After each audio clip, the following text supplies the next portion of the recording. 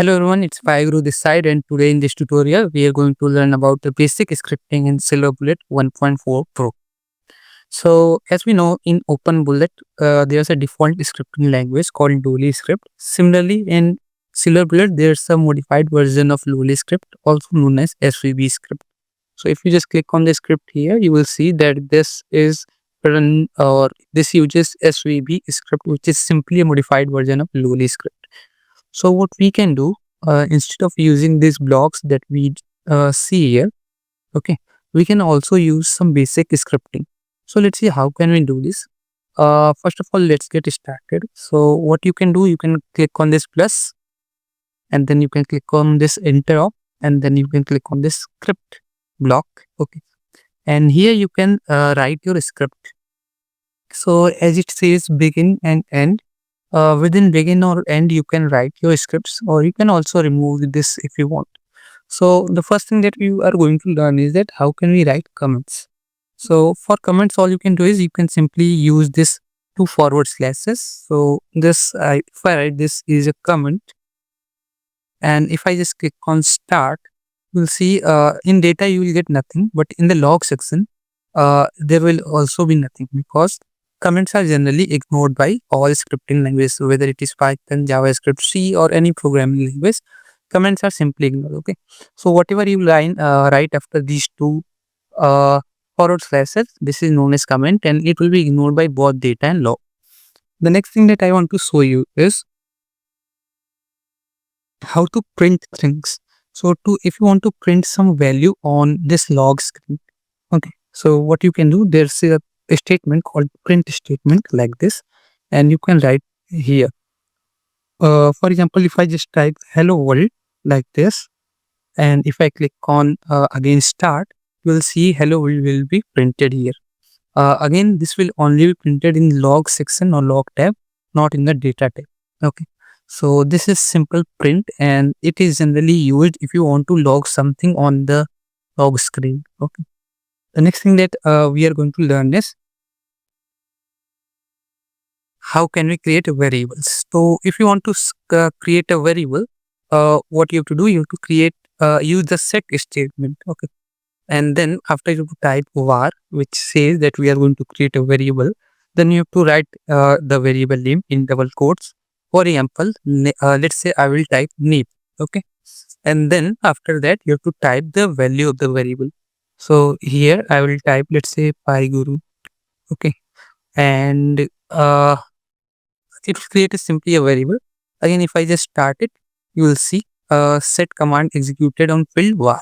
So it does nothing, as you can see here, but in the data tab a new variable will be created. Okay, it takes a string as input and its value is pyGuru. Again, let's say if I want to print the value of this variable, what I can do, I can just type the print statement, and then I will use the variable.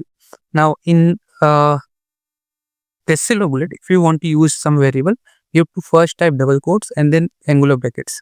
Here you have to type your variable name. So my variable name is this. Let's say I can write it like this. My name is, and then whatever the value in name variable, you can just use this angular brackets and the variable name. And then if you just click on start, again, since we know that print statement is not printed in data tab, rather in log tab. So see here it says my name is pyGuru.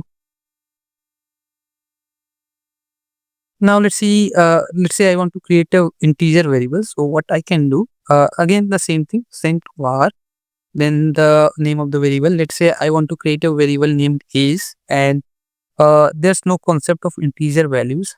If you want to assign it some value, you have to write it in double quotes only. Let's say my age is 24, so you have to give it in double quotes only. And the next thing is you can print it if you want. Print is like this, and then you can click on start, and it will print the value of whatever the variable you pass. Now let's say I want to add some value in this age variable. So for this, what you have to do, you have to use evaluation statement called the lambda parser. You have to use it like this, lambda parser. Okay, if you want to add, subtract, multiply or delete anything, divide anything to this value 24, you have to use lambda parser. Then you have to use this dollar symbol. Okay. And then inside double quotes, first you have to type the variable name like this. And then if you want to, let's say I want to add 5 or 6 years, okay, to this. So what I can do, I can write it like this. Now what it will do, it will take the variable age, its value is 24, and then it will add 6 to it. Now you have to assign it to some variable back. So what you have to do, if you want to assign variables, you can do it like this. You have to type this arrow symbol, then the name, then you have to type var, and then the name of the variable, which is age. What I am doing here is I am adding 6 to 24 and storing it back to the age variable. So now if I type it like this, let me just type a comment here. My current age is this, okay, 24, and here my age after 6 years will be 24 plus 6. So if I click on start now, we can also print it before adding 6 and then after adding 6. So if I click on start, you will see initially we assigned 24 to it, okay, line number 11. Then we are adding 6 to this variable age, so it will become 30. Now you can also create another variable if you want. Here we are storing to the same variable age. Here you can type future age like this. Okay, then if you print future age, then there will be no difference. It's just that you will be creating a new variable. See here, future age will be 30.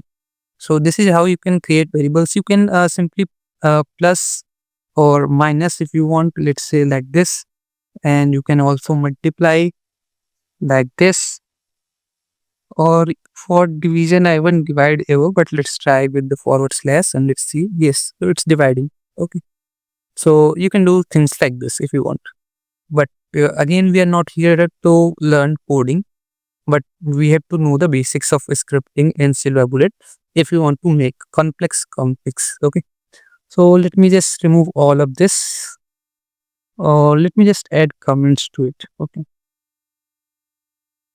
again this will, all lines will be ignored if I just do it like this. And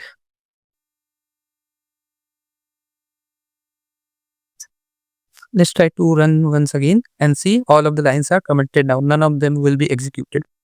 The next thing that you want to learn is control flow. In control flow, we learn if, else, elif statements. Okay, so what we can do, let's say I want to create a variable called similar. Let's say let me copy this time, paste it here. Okay. Now, let's say what I want to do is I want to check if my age is, as we do in normal programming, let's say if I want to check if my age is greater than 18, I'll be eligible to vote, otherwise not. Okay. Don't worry, we'll be using, learning how to use all of this inside this config making. Okay. But for basics, we are just doing some mathematical stuff here so that you have a basic idea of it. Okay. Then we can use the if statement. Again, if you want to check, I want to check if my age is greater than 18. So what I will do, I will type the variable name. Now here, if you type like this, greater than or less than, these things will not work. Okay. Here we have a special statement called greater than. Okay. Then you have to type 18. Again, as I said, there's no concept of integers, so you have to put 18 in double quotes. Okay. So here, if you want, you can print like this. So print I am eligible to vote. Okay. Else print I am not eligible to vote. And then you have to type and if. Okay. So if, else, and if. So if I just run this, again a variable age was created, and here since uh, since my age is greater than 18, it says jumping to line 24. In line 24, which is basically end if. So it's printing I am eligible to vote here. Okay. We know that if a part is executed, else will not be executed. Okay. So that's why it's saying after printing I am eligible to vote, it's jumping to end if. So this is basic concept of uh, if. Okay. Similarly, if you want to check the less than, okay. So here we have less than, greater than, less than. If you want to check equal, so you can write like this, equal to. Okay. So if I am checking if age is equal to 18, then it should print I am eligible to vote. So if I click on run, it will say I am not eligible to vote because my age is not equal to 18. Similarly, if you want to check for not equal to, you can just write it like this, not equal to. So since this time my age is not equal to 18, so it's printing I am eligible to vote. Right? So these things, and there's few more things that we can do. And for that, you have learned few things. Now let's see the next control for flow statement. That is, let me just comment this. Okay. Yes, let me just comment this. Okay.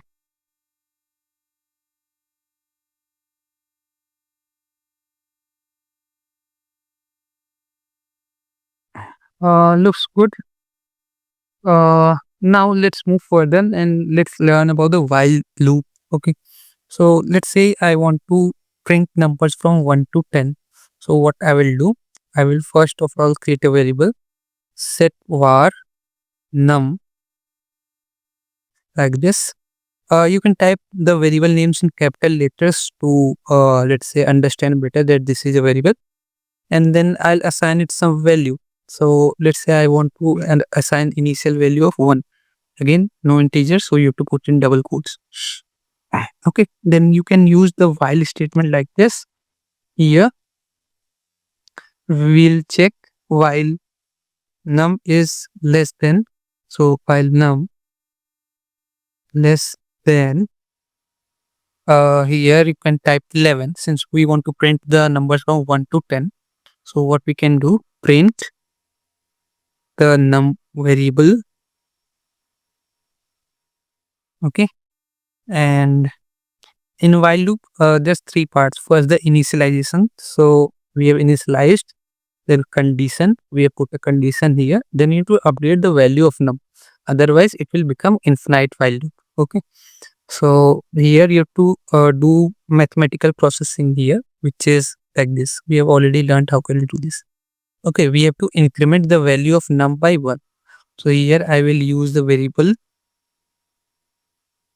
num and then add 1 to it and then assign it back to the variable num. Okay, so what I am doing is I am adding 1 to number variable num and then assigning it back to the num variable. So you have to have a basic knowledge of coding if you want to do the scripting in silverbullet. After doing all of this, you have to write an end while.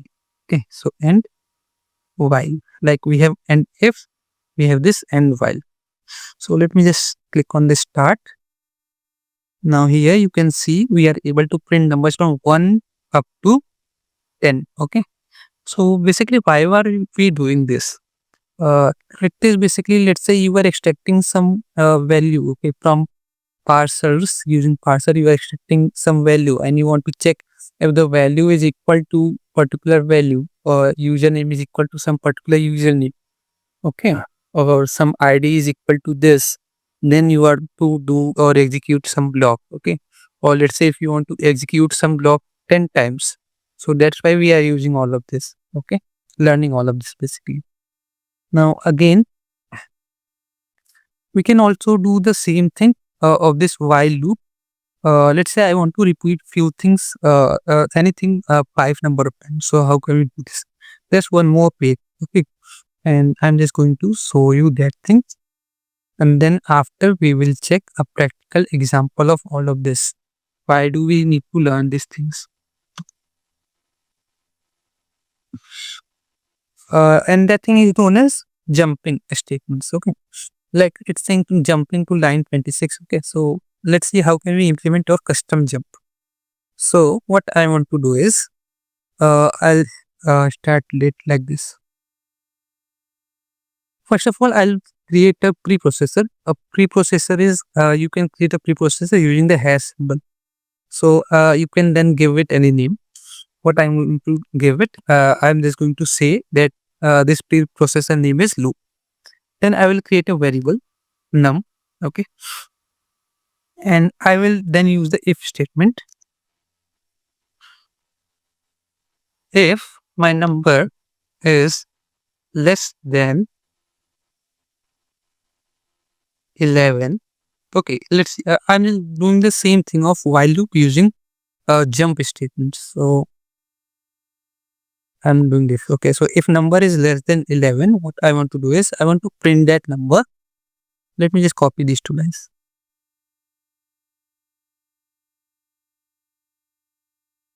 I want to print that number. Else, if it is, if at any time it becomes equal to 11 or greater than 11, in that case, what I want to do is I want to jump back to this statement, or come back to the 32 line. So what I can do, I can use a jump statement and the name of the preprocessor. Okay, and after that I can just end if. Let's see if it works or not. So basically, it says set command executed on field bar and jumping to line 39. So basically, what happened that it checked like this: if num is less than 11, so it printed num. It increased the value of 1. Actually, I needed to do it inside here after this one. Okay, then only it will jump. In the else, we can just print a statement like loop and it. Now it will jump. Now it is running infinitely, and let me abort it.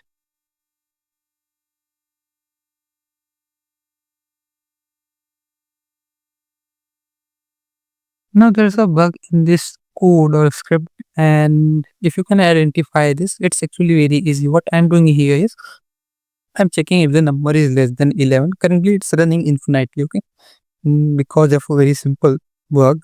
It's checking if number is less than 11, then it is printing that number. Here we can see printing the number, then increasing the value of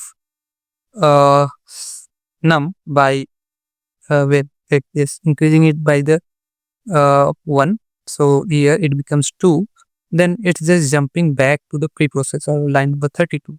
So it says jumping to line 32. But here's a problem. After jumping back to line 32, when it executes line number 33, it set the value of num variable back to 1. Okay. So here it says set command executed on field var back to 1. So what's happening is that the value of var variable num is never getting greater than 1, 2. Okay, so it's just looping between 1 and 2. So to fix this bug, we can just put this set a line before the loop or the preprocessor. So what I did, let me just check. Okay, so let me just cut this line and paste it before the loop. Now if I run this, it will run only set number of time. Okay, so it said print loop ended. So these are the basics of all of this. Okay, so what we learned, how to write a comment, the print statement, the set statement, lambda parsers. Then we learned about the if else and if. Also, if you have multiple statements, you can use the else if part. Okay, like here, if else, let's say if you have one more condition or more than one conditions, you can use else if like this. Okay, so you can use it if you want. Similarly, then after that we learn the while and then the end while. Okay, and then after that we learn the preprocessor, and after that we learned the jump statement. Okay, so after we also learn how to combine all of them like this. Okay, so if you just come back to script, you can see all of this here as well. Okay, now let's see an example of this. One more thing that I want to show you is this. So now we just come back here and it did few things for us, like it's separated since we are using a lambda parser, which is actually a block. Okay, you can just go to here and I guess in utility, where was it?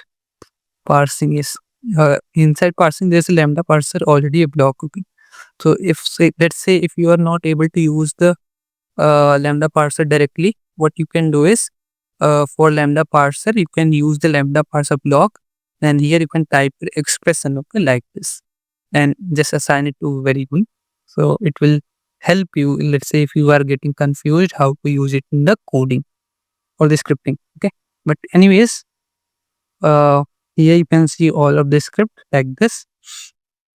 Now let's see how can we use all of this as an example. But we are just going to github.com. I look in my profile and I want to check if this profile is valid or not. What I will do, I will remove everything from here. Then I'll come back to stacker. Then here, what I will do, I will create a request, HTTP request. Here, I will just paste the URL here. Instead of directly using this, I'll be passing user here, and I will pass the value of user here. Okay, so it will take pyGuru123 from here or any username from here and put it here.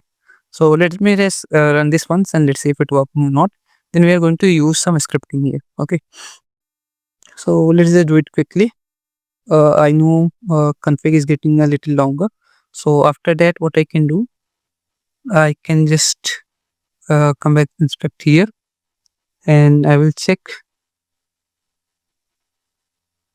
inspect, and I will check if let's say this. I'll come back here. I'll add a script block. Where was it? Interrupt script here, and remove this.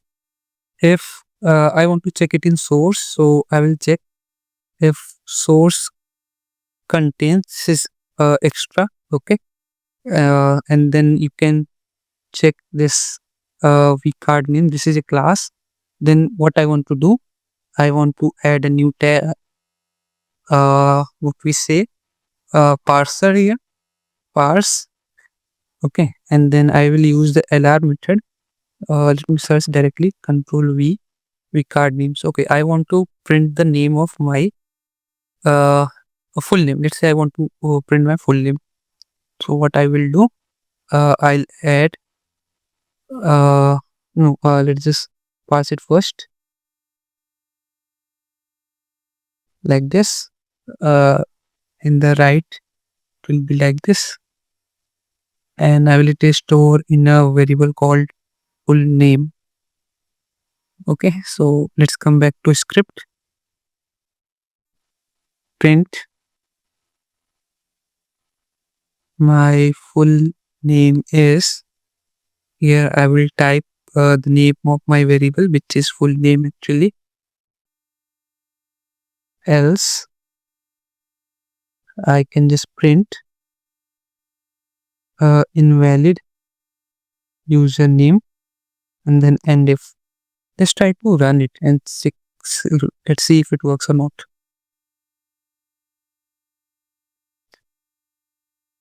So see, it's working. Okay, full name is this, and the log you can check it's printing like this. My full name is this.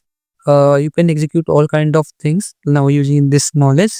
And let me just check for 1 2 3 4, and I will again check it like check. So it will say invalid username. So this is it for this video, guys. If you love this video, leave a like or dislike. If you want to subscribe. Thank you. See you in the next tutorial.